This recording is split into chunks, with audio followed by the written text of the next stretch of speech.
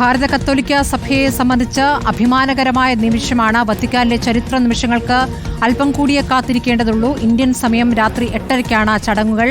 മാർപ്പാപ്പയ്ക്ക് ശേഷമുള്ള പദവി എന്ന നിലയ്ക്കാണ് ഈ കർദിനാൾ പദവി. കത്തോലിക്ക സഭയിൽ മാർപ്പാപ്പ കഴിഞ്ഞാലുള്ള ഏറ്റവും ഉയർന്ന പദവിയിലേക്കാണ് ഇദ്ദേഹം എത്തുന്നത്. മാർ ജോർജ് ജേക്കബ് കുവക്കാടിന് ഈ അവസരം എത്തുന്നത് അദ്ദേഹത്തിൻ്റെ ചെറിയ പ്രായത്തിലാണ്. അദ്ദേഹത്തിനെ മുൻഗാമികളെ അപേക്ഷിച്ച് നോക്കുമ്പോൾ അദ്ദേഹം 51-ാം വയസ്സിൽ ഈ സ്ഥാനത്തേക്ക് എത്തുന്നു എന്നുള്ളത് ചെറിയ കാര്യമില്ല. ലെബിയിലേക്ക് വീണ്ടും ലെബി ഏറ്റവും അഭിമാനകരമായ നിമിഷമായിട്ടാണ് ഇതിലെ വിശ്വാസികൾ കാണുന്നത്. മാർ ജോർജ് കുവക്കാടിന് ചെറിയ പ്രായത്തിൽ 51-ാം വയസ്സിൽ ഈ സൗഭാഗ്യം തേടി വരുന്നു. അദ്ദേഹത്തിൻ്റെ മുൻഗാമികളൊക്കെ അല്പം പ്രായം എത്തിയ ശേഷമാണ് ഈ പദവിയിലേക്ക് എത്തിയിട്ടുള്ളത്.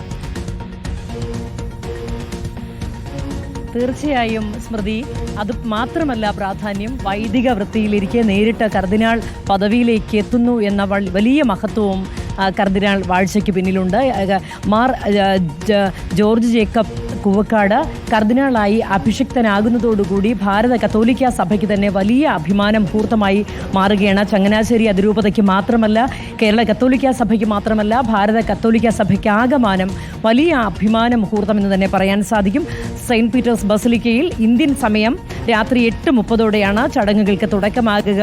ഫ്രാൻസിസ് മാർപ്പാപ്പയുടെ മുഖ്യ കാർമ്മികത്വത്തിലായിരിക്കും ചടങ്ങുകൾ തുടങ്ങുക. ഏതാണ്ട് 1.5 മണിക്കൂറോളം ഈ ചടങ്ങുകൾ നീണ്ടു നിൽക്കും.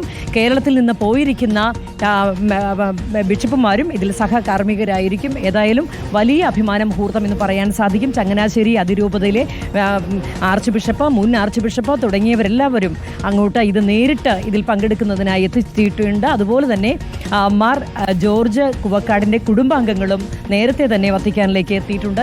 ഈ വളരെ സന്തോഷകരമായ അഭിമാനകരമായ ഈ മുഹൂർത്തത്തിന് സാക്ഷ്യം വഹിക്കുന്നതിനായി ചങ്ങനാശ്ശേരിയിൽ അദ്ദേഹത്തിൻ്റെ ഇടവകയിൽ വലിയ ചടങ്ങുകളാണ് ഇന്ന് ഇടവക പള്ളിയിലേക്ക് നടക്കുക. അതുപോലെ തന്നെ ചങ്ങനാശ്ശേരി അതിരൂപതയെ സംബന്ധിച്ചിടത്തോളം വലിയ നേട്ടം, വലിയ അഭിമാനം, വലിയ ആദരവ് അതിരൂപതയ്ക്ക് തന്നെ കൈവരുന്ന ഒരു മുഹൂർത്തം എന്ന് തന്നെ വിശേഷിപ്പിക്കാൻ സാധിക്കും. വിശ്വാസികളെ